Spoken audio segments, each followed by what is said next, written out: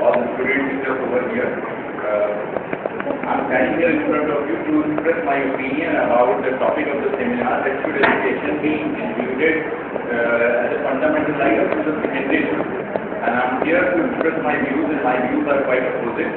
Against this motion I am supposed to read. I'm opposed to the idea of bringing change in the constitution for the purpose of universalization of education. Reason being that problems do not exist just by empowering the people with the right. Think about it, that when we need to get our right to be extended, when our rights are endangered. In our country, we have a different kind of problem.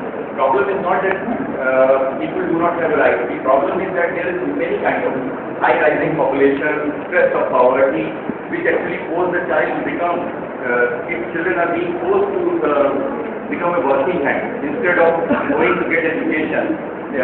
Therefore, parents used to produce so much of the children and expect their children to make money for them. And that's where we need not to think about the rights.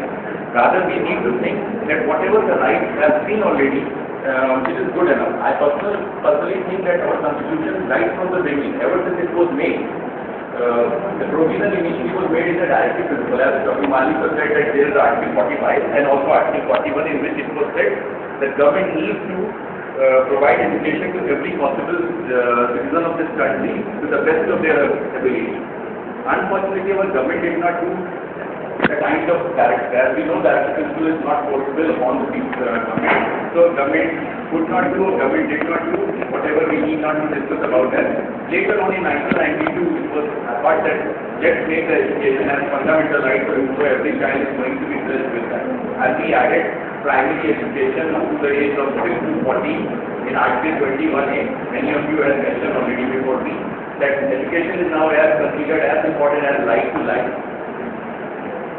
Does it mean then only education is considered as right to life will be empowering us? I do not find any reason. I find something else. I find that education is already right, and that is mentioned is good enough. Primary education is best example. According to the government data itself, 59 million of the children are still unable to go to school, or if they do go to school, there is a very high dropout rate. Only 50% of the 59 million students finish their education to the grade 5th standard.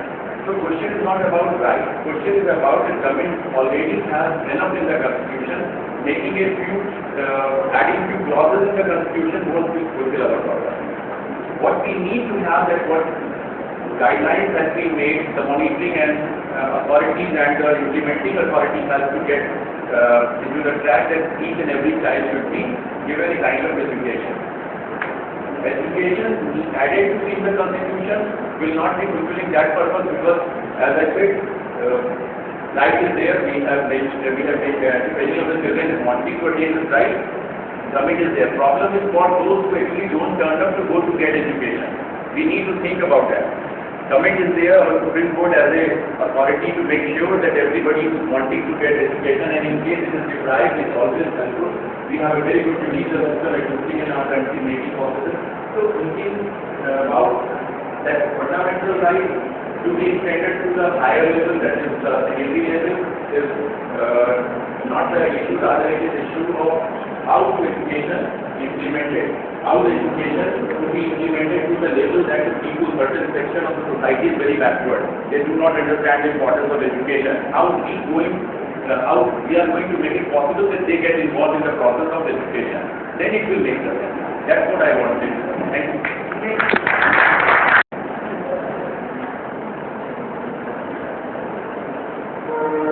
Now, the next participant for the motion is Mrs.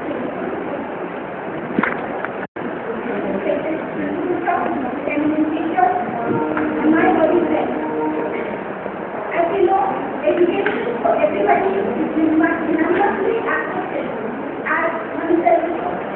Our Constitution says right to education as both fundamental rights is set and also an indispensable means of realizing other rights. But should education be a fundamental right up to secondary level? I think yes, of course, it must be. Because in a